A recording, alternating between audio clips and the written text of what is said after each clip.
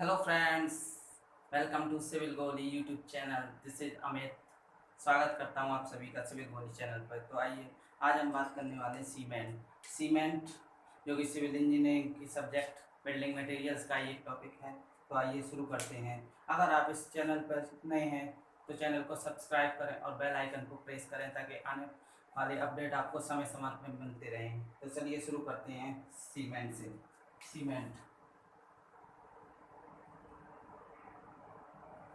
Cement mainly ancient time में दो type का जब इन्वेंशन हुआ, खोज हुई सीमेंट की, तो दो टाइप का सीमेंट, एक आर्टिफिशियल, दूसरा नेचुरल। नेचुरल में सीमेंट की खोज रोमन सीमेंट भी कहते हैं इसको। अब रोमन सीमेंट क्यों कहते हैं? क्योंकि इसकी खोज रोम सिविलाइजेशन, ग्रीस सिविलाइजेशन में हुई थी इसकी खोज। वहाँ पर लोगों ने क्या देखा कि इग्नियस रॉक थी। इग्नियस रॉक का example like S granite example igneous rock की फिजिकल वेदरिंग हुई।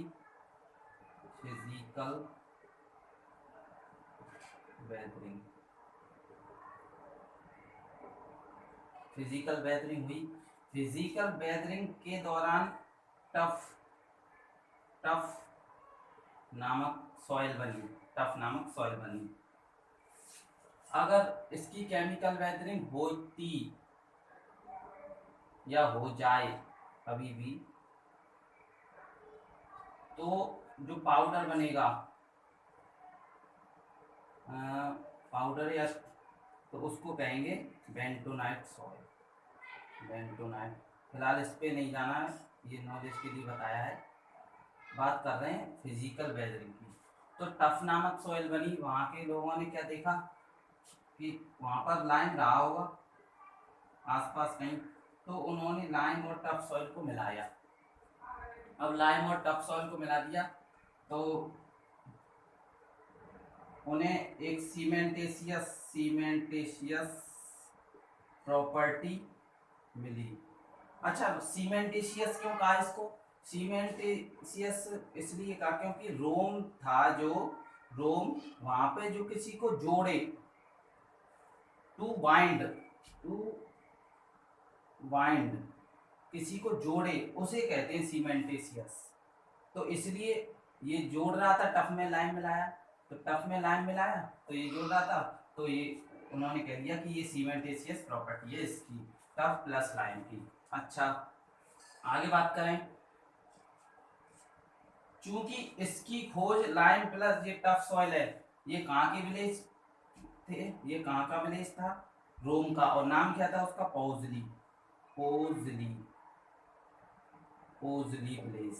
पोजली विलेज के लोगों ने इग्नियस रॉक की फिजिकल वेदरिंग हुई तो वहां टफ सॉइल बन गई। अब टफ में उन्होंने क्या किया? लाइम मिलाकर टफ में उसने दी सीमेंटेशियस प्रॉपर्टी, सीमेंटेशियस। अच्छा, ये पोजली, इसलिए इसे पोजली में इसकी खोज हुई तो इसलिए इसको कहने लग गए पोजोलानिक मटेरियल या पोजोलानिक सीमेंट। मटेरियल तो नहीं, पोजोलानिक सीमेंट। अच्छा, यहाँ बात कर रहे हैं अब आर्टिफिशियल। 18th सेंचुरी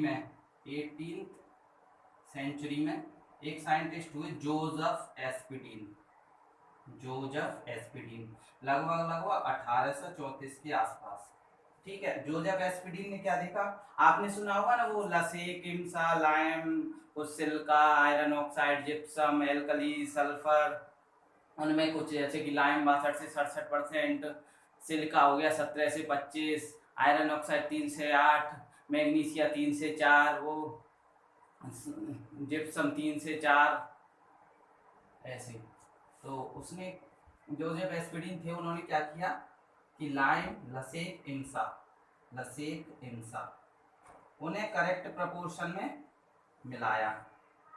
उन्हें मिलाने के बाद जो उन्हें मिला उसको उन्होंने सीमेंट कहा, क्योंकि उसने भी सीमेंटेशियस प्रॉपर्टी थी, इसलिए उस उन्होंने जोसेफ एस्पिडिन ने उसे सीमेंट कहा। तब से लेके अब तक ये तो पोजोलानिक मटेरियल हो गई और ये सीमेंट सीमेंट बन गया। ठीक है, अच्छा अब पोजोलानिक मटेरियल कौन कौन से रहते हैं, जैसे कि fly ash, fly ash, GGBS, ground granulated blast furnace, GGBFS, और एक वो आपने सुना होगा मेटाकाउलिन रहता है, मेटाकाउलिन IS कोड पढ़ते हैं ना जब आप, उसमें आते हैं IS 456 2000 में पोजोलानिक मटेरियल के बारे में अपन भी डिस्कस करेंगे डिटेल में इसका। मेटाकाउलिन, फ्लाई ऐश, GGBFS, और एक वो आपने देखा होगा चावल का भूसा जला देते हैं जिसको कि राय कहते हैं, ETC। ठीक है,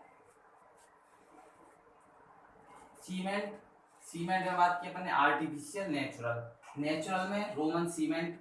अब रोमन सीमेंट कैसे बना, तो रोम सिविलाइजेशन थी, रोम सिविलाइजेशन, रोम सिविलाइजेशन में वहाँ के लोग थे पोजली विलेज के। उन्होंने क्या देखा कि इग्नियस रॉक की फिजिकल वेदरिंग हो गई, फिजिकल वेदरिंग के बाद वहाँ टफ नामक सॉइल बनी। अच्छा उन लोगों ने क्या किया, इसमें टफ में लाइम मिलाया, लाइम रहा होगा कहीं आसपास, लाइम मिलाया, तो वो लाइम मिलाने के बाद टफ में सीमेंटेशियस प्रॉपर्टी